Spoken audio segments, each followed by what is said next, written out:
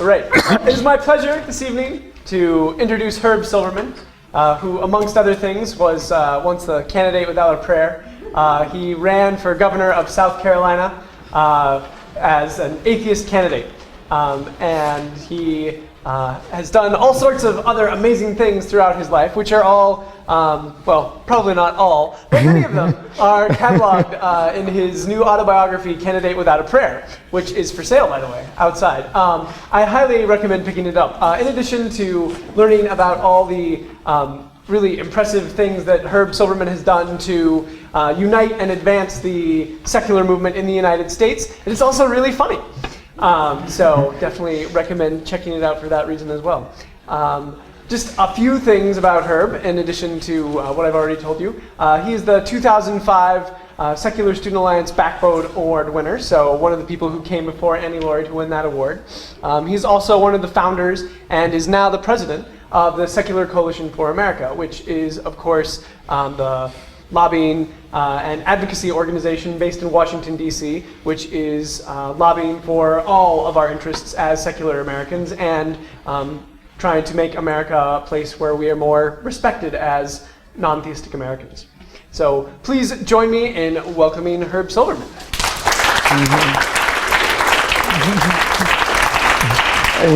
Thank you very much for that nice introduction, August. Some of you were here who just heard that charismatic preacher talk. One thing August didn't mention is I'm a math professor, so don't expect the same kind of talk you just heard. My book, Candidate Without a Prayer, describes my journey from being an apathetic atheist to activist atheist when I moved to South Carolina.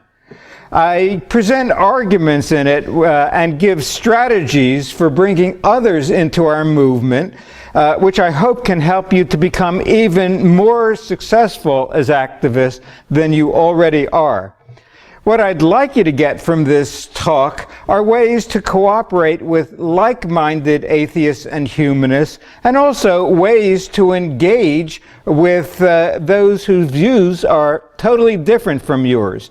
There are many times when such involvement can become a win-win situation, and I'll describe some of them.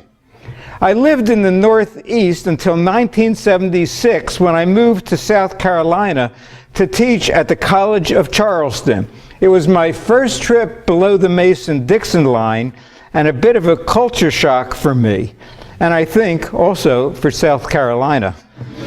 After teaching at the College of Charleston for 14 years, I thought I had gotten pretty used to living in South Carolina, but I underwent a major life change in 1990. You might ask yourself, why would a liberal Yankee Jewish atheist with 4 strikes against me decide to become a candidate for governor of South Carolina? It wasn't blind ambition or unrealistic expectations, and certainly the devil didn't make me do it. There really was a method to my madness. A colleague at the College of Charleston pointed out that our South Carolina Constitution prohibited atheists from becoming governor, and I knew that the U.S. Constitution prohibited religious tests for public office. So I wanted to see how this obviously unconstitutional provision could be changed, and I went to the ACLU, where a lawyer there told me that someone would have to mount a legal challenge as an atheist, and he asked me if I'd be willing to be that candidate. After much thought, I agreed. I didn't know at the time, but this was the moment when my life changed from apathetic atheist to becoming an activist, and I think it was a change for the better. After filing for candidacy, I learned that atheist is a very provocative word, and not just in South Carolina.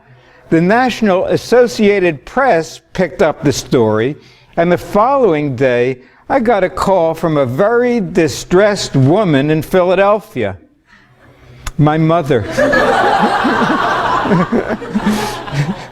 I had to admit that the Philadelphia Inquirer was not the best way for my mother to find out that her only child was a candidate for a governor and an atheist. I never expected all this publicity, so I thought I could spare my mother such heartache. Yes, I had been a closeted atheist with my own family, and yes, I should have come out earlier. And I think this is the most important thing that atheists can do.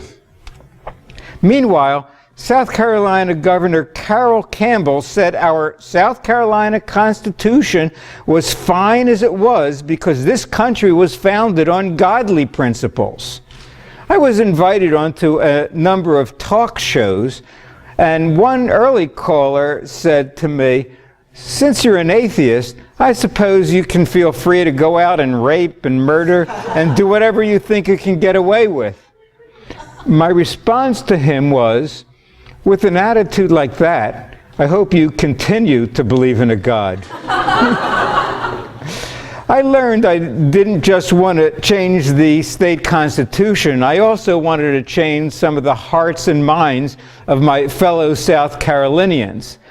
The media, when we would have me on, would usually introduce me as a so-called atheist, or even an admitted atheist. I'd sometimes ask the host if he ever introduced a guest as a so-called Baptist, or an admitted Catholic. Now, here are the kinds of questions I was asked during my campaign, and my answers to them. What do you think are your chances of winning? Look, I'm an atheist. I'm not a fool. What would be the first thing you would do if you were elected governor? Demand a recount. What would make you believe in God? Maybe if I won the election. It would take that kind of a miracle. What will happen to you when you die? I know exactly what's going to happen to me when I die. I'm going to medical school. Just like my Jewish mother always wanted me to do. I expect to use my body parts to their fullest when I'm alive, but hope others will be able to make good use of them when I die. You know, during the campaign, I kept hearing this stereotype about atheists just being mean, angry protesters who did nothing but make fun of religion. Sometimes we do that, but I did want to show that at least we do have a sense of humor. Another question I would be asked was, why waste time on something so frivolous? I said I find it appalling to be barred from an office because of my religious beliefs, and to challenge a law that gives credibility to such religious intolerance and bigotry is not frivolous. I did have my day in court where the judge decided my case was not ripe. He would only rule on its merits if I won the election. Well, to the surprise of no one, I lost. So after the gubernatorial race, and with politics still in my blood, what to do next?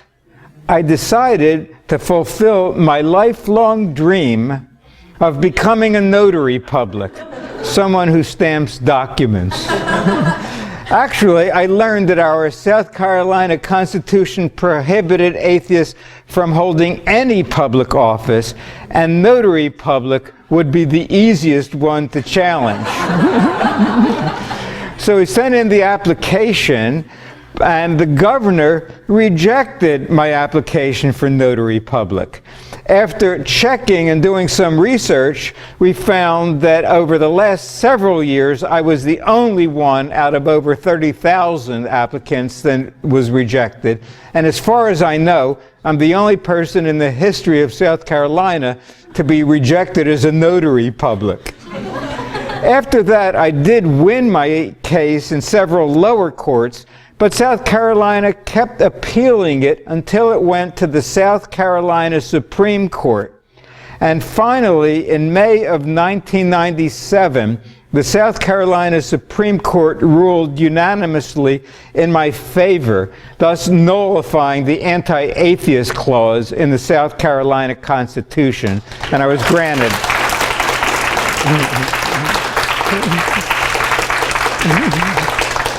Now, during my battle for the rights of atheists in South Carolina, none of the political leaders, and certainly not the lawyers advising them, believed that they could prevail legally if I continued to pursue my case. Yet these same politicians preferred to waste time and money on a lost cause rather than risk the wrath and lose the votes of a well-organized religious right. And that's something we can learn from them, because the state of South Carolina spent close to $100,000 trying to prevent me from becoming a notary public. One of my students at the College of Charleston, who was unfamiliar with my case, saw this notary public certificate prominently displayed in my office and asked me if I had to go to law school to become a notary public. I told him no, it wasn't quite that simple. Law school would have only taken 3 years. It took me longer to become a notary public than to get my PhD in mathematics. My right to become a notary public should not have taken 7 years or happened the way it did, but it was well worth the wait. I made a lot of new friends during my campaign and became involved in an important movement that affects all secular Americans. Incidentally, I'll not only sign copies of my book if you like, but I'll also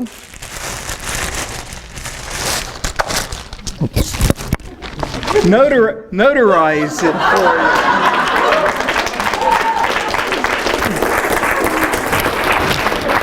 Now, I know many authors sign books, but how many actually would notarize?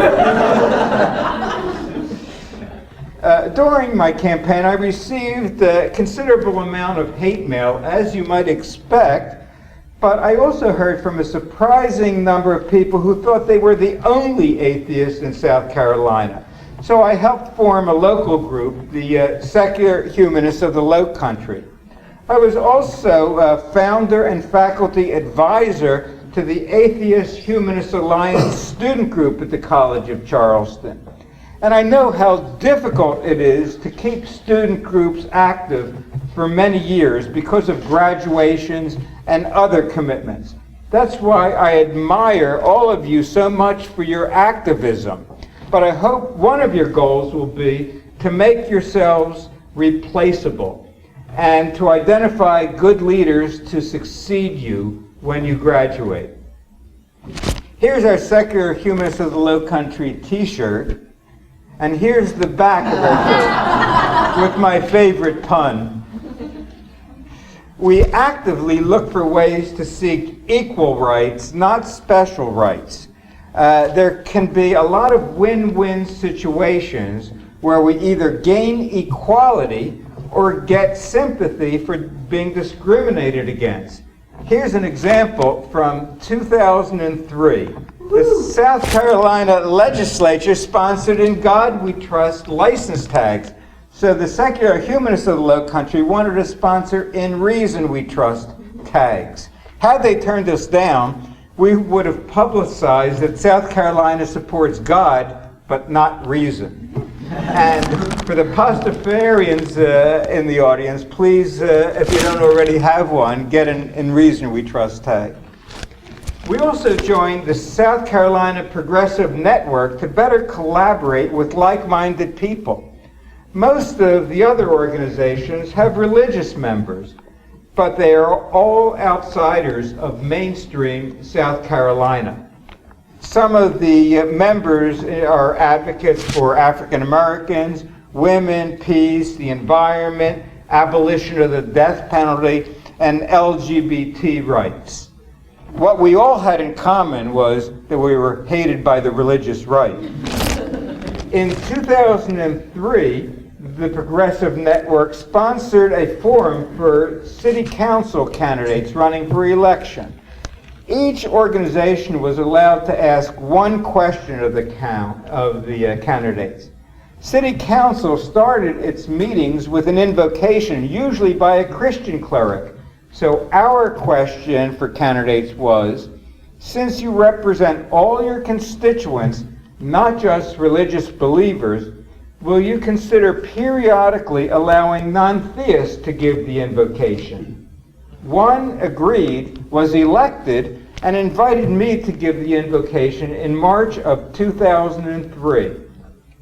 But as the mayor introduced me, half of the council members walked out because they knew I was an atheist, and they didn't return until it was time for the Pledge of Allegiance. Those who heard my invocation, including the mayor, thought it was fine, but here's some of the reasons the councilman gave for walking out on me. One quoted Psalm 14. The fool says in his heart, there is no God. They are corrupt. Their deeds are vile. There is not one who does good. He then told me it wasn't personal. In other words, his religious beliefs compelled him to ignore or demonize an entire class of people he was elected to represent. Frankly, I would rather it had been personal. Another councilman said, he can worship a chicken if he wants to, but I'm not going to be around when he does it. My response, printed in the paper, was, perhaps the councilman doesn't realize that many of us stand politely for religious invocations, even though we believe that praying to a god makes no more sense than praying to a chicken. At least you can see a chicken. The following week, there were 6 letters in our local paper, the Charleston Post and Courier, from Christians taking the side of an atheist against other Christians. That's something that was unheard of in Charleston. And these are the kind of win-win situations I like, where we either get our rights or we have others agree with us that atheists are acting more reasonably than Christians. I admire former President Jimmy Carter. So in 1988, I spent a week with Jimmy Carter at the Habitat for Humanity. Here I am, and here's me when my beard was black, behind him. I knew that it was a Christian organization that did good works, so I wanted to engage with such Christians. I didn't at the time realize how Christian it was. Habitat for Humanity founder Miller Fuller led us in daily prayers before breakfast, lunch, and dinner, along with his inspirational sermons. I suggested to Fuller that they could get more participants if they became inclusive, since we were all building houses for people in need. Fuller told me that he was building houses for Jesus and would stop if he thought Jesus didn't care. Some of the other Christians were on my side in that dispute, including Jimmy Carter. We would have dinner nightly there at African American churches. One time I walked in with Jimmy Carter, and the audience got up to applaud. I whispered in Jimmy's ear, I hope you don't mind, this happens to me all the time. I think Jimmy Carter is a great human being, even though he didn't laugh at my little joke. During my political campaigns, I learned about a number of national humanist and atheist organizations working on causes I supported. But they were competing for funds from what they viewed to be a fixed pie. I wanted to grow the pie and benefit all of our groups and the movement as a whole. they were spending too much time arguing about labels, atheist, agnostic, humanist, freethinker, whatever, rather than showing our strength in numbers and cooperating on issues that affect all secular Americans. So in 2002, I helped form the Secular Coalition for America, whose mission is to increase the visibility of and respect for non-theistic viewpoints, and to protect and strengthen the secular character of our government. The Secular Coalition formed as a political advocacy group to allow unlimited lobbying on behalf of secular Americans. There are over 50 million of us, and we advocate for those millions without God beliefs. So please go to our website, secular.org, and sign up for our action alerts. And also check on our plan for forming 50 state secular coalitions, of which you can play an integral role. There are 11 cooperative national member organizations consisting of American Atheists, American Ethical Union, American Humanist Association, Atheist Alliance of America, Camp Quest, Council for Secular Humanism, Humanists, those are Humanist Unitarians, Institute for Humanist Studies, Military Association of Atheists and Freethinkers, of course the Secular Student Alliance, and the Society for Humanistic Judaism. So you see, we cover the full spectrum of non-theists. It's great that you're all so engaged with the Secular Student Alliance, but if you haven't already, I hope you'll check out our other member organizations and become an even more active part in our movement. Now, debates are a great way to attract crowds, especially at universities, and sometimes it's the first opportunity for Christians to hear an atheist point of view from an atheist rather than from other Christians. As president of the Secular Coalition, I was invited to participate in a debate at the Oxford Union at Oxford University in England. It was my favorite debate because of the atmosphere. We were told to wear tuxedos there, which I had never before worn or worn since. The debate topic was, does American religion undermine American values?